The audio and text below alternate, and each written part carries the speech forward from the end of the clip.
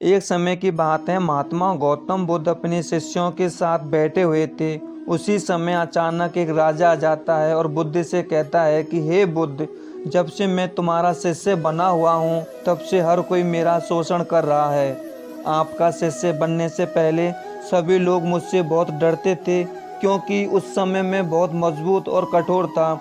मैं किसी को मृत्यु दंड की सज़ा देने से पहले थोड़ा सा भी नहीं सोचता था, परंतु आपका शिष्य बनने के उपरांत मुझे किसी को दंड देने या सज़ा देने का बिल्कुल भी मन नहीं करता है, और ना ही मुझे कभी किसी पर गुस्सा आता है। मेरा मन शांत हो गया है, सभी लोगों को दया की भावना से देखता हूँ और ना ही किसी का बुरा करने का मन में विचार आता है। परंतु कुछ लोग मेरे इस व्यवहार का लाभ बहुत ज़्यादा उठा रहे हैं। मेरे राज्य की प्रजा पर संकट आ रहा है, लोग बहुत परेशान हो रहे हैं, बल्कि मेरे इस स्वभाव ने मेरी प्रजा को खतरे में डाल दिया है। हे बुद्ध, आप ही बताओ कि मैं क्या करूं, मुझे क्या करना चाहिए। उसने गांव के कुछ लोगों को डस लिया था, जिससे उनकी मौत हो गई। अब सांप को डर पूरे गांव में आग की तरह फैल गया। लोगों को डर बैठ गया। गांव के लोगों ने उस विशाल पेड़ के रास्ते पर जाना ही बंद कर दिया था। एक दिन एक साधु उस गांव से बाहर होकर निकल रहे थे। तभी अचानक उस साधु की नज़र एक विशाल वृक्ष पर जाती है, जिसके नीचे वो सांप रहता था। उस घने और विशाल वृक्ष की ओर साधु जी जाने लगते हैं और सोचते हैं कि उस पेड़ के नीचे भगवान का जाप कर लूँगा। परंतु गांव के कुछ लोग अपनी गायों को लेकर अपने घर को प्रस्थान कर रहे थे, तो उनकी नज़र उस साधु पर जाती है जो उस पेड़ की तरफ जा रहे थे। तो गांव के लोगों ने उस साधु को आवाज़ लगाई कि वहाँ मत जाओ, उस पेड़ के नीचे एक जहरीला सांप रहता है। फिर थोड़ी सी हलचल होने पर लोगों पर हमला कर देता है और गांव के कुछ लोगों की मौतें भी हो गई हैं। उन लोगों की बातों को सुनकर वो साधु मुस्कुराते हुए उस पेड़ की तरफ आगे बढ़े। पेड़ के नीचे सफाई करके जैसे ही साधु ध्यान करने के लिए बैठते हैं, तभी सांप हलचल को सुनकर आ जाता है और साधु के सामने फुंकारने लगता है। फुंकारने की आवाज़ को सुनकर साधु की आंखें खुलती हैं, तो वो उस सांप को देखने लगते हैं। साधु उस सांप की आंखों में देखते हुए एक मंत्र का उच्चारण करते हैं और मुंह से फूंक मारते हैं। तभी चमत्कारी रूप से वो सांप साधु से बात करने लगता है। तो सांप साधु से बोलता है कि हे मनुष्य, क्या तुमको मुझसे डर नहीं लगा? तो साधु ने बड़ी करुणा से कहते हैं कि हे मित्र, इसमें डरने वाली क्या बात है? मैं तो किसी भी चीज़ से नहीं डरता, क्योंकि जब मैंने जीने का लोभ ही नहीं रखा तो मौत से कैसा डर। सांप साधु की बात को सुनकर हैरान हो जाता है, क्योंकि सांप को उस साधु से पहले ऐसा कोई भी आदमी नहीं मिला जो सांप को मारता ना हो।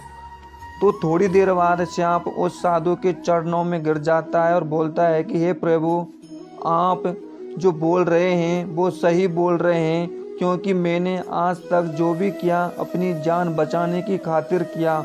गुस्से में आकर ना जाने कितने लोगों को काट लिया और उनकी मृत्यु हो गई। साधु की बातों को सुनकर सांप ने प्रतिज्ञा ली कि मैं अपने क्रोधी स्वभाव को छोड़ दूंगा और ना ही किसी को काटूंगा। परंतु इसका परिणाम सांप को उल्टा मिलता है। लोगों को पता चला कि सांप ने काटना बंद कर दिया है, तो लोग फिर उस सांप को परेशान करने लगे। लोगों ने उस पर पत्थर फेंकना शुरू कर दिया था, जिससे वो सांप दिन व प्रतिदिन घायल होने लगा था। सांप बहुत दुखी था, क्योंकि सांप उस समय अपने जीवन का सबसे कठिन समय बिता रहा था। एक बार वो ही साधु उस पेड़ के नीचे बैठे तो उनकी नज़र उस सांप पर पड़ी। तो साधु जी कहते हैं कि हे मित्र, तुम्हारी ये हालत कैसे और किसने की? तुम तो बहुत ही घायल अवस्था में हो।